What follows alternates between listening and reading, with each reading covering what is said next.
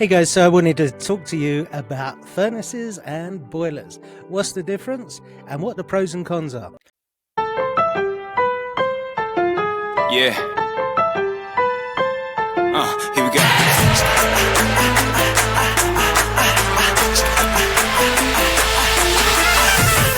So here we go. So I'm going to start with furnaces. Obviously in the US, most people have used a furnace, so they know what they do. They pump warm air around the house. Okay, with that, there's some pros, there's some cons. What are the pros? So it pumps warm air around the house. That's a pro? Or is it? Because it also pumps allergens and hair and dust all around the house too. So in some cases, that's a con. So, you know, if you suffer with allergies, it can be a problem. So therefore, you might need to invest in more filters, specialized filters, or change them more regularly. So more maintenance to do. The good side on furnaces is they take less to install. So less time, less money. They also use the same fuel as a boiler. So, you know, we're all using the same stuff. You can either use natural gas, propane, oil, electric, or even wood. So it's great that you can do that. So, and it's one temperature. You set the thermostat, it's the same throughout the house in most cases. Obviously, if you're getting towards the end of a run, it may cool down slightly. However, it generally is what it is. With boilers, the pros are you can thermostatically control rooms.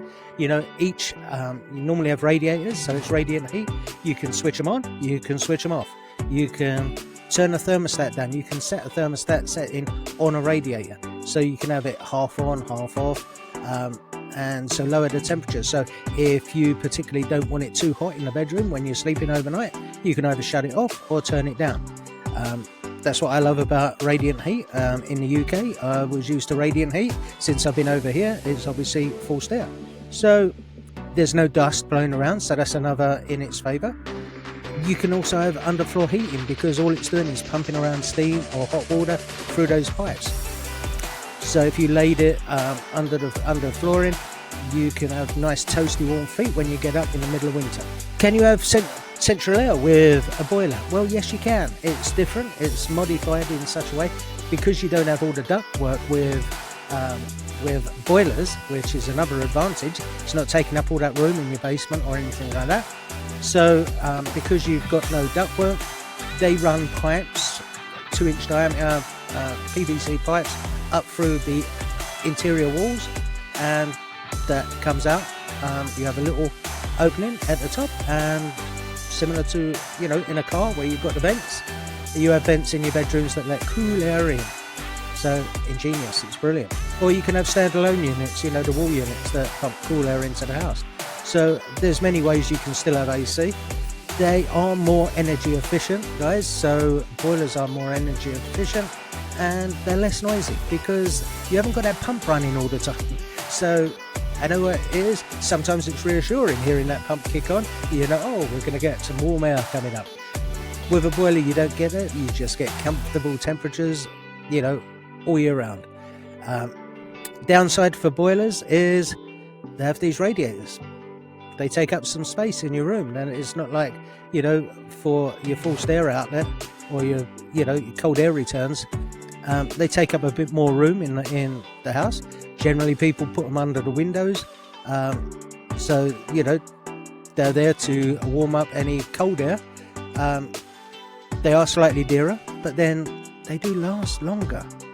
You know, I've found that boilers tend to last, you know, a lot longer than a furnace.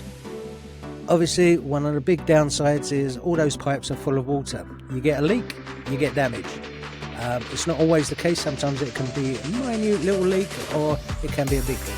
Fortunately, I'm fortunate enough that in all the years I've owned a house, I have never had a major leak from my boilers, and you know, I've been very fortunate. So but I don't know of anyone, you know, I have heard of people that have had leaks, but I don't personally know of anyone that's had a major leak, and that's dealing with real estate as well. So we may have had some that have had to have repairs, but that's mainly because pipes are frozen, not because of boilers breaking down and the pipes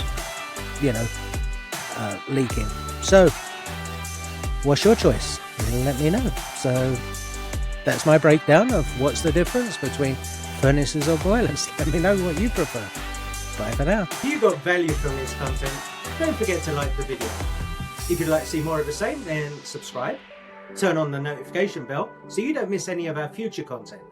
We'd love to hear from you, so leave a comment below with your thoughts or suggestions for any future videos. See you next time. Bye for now.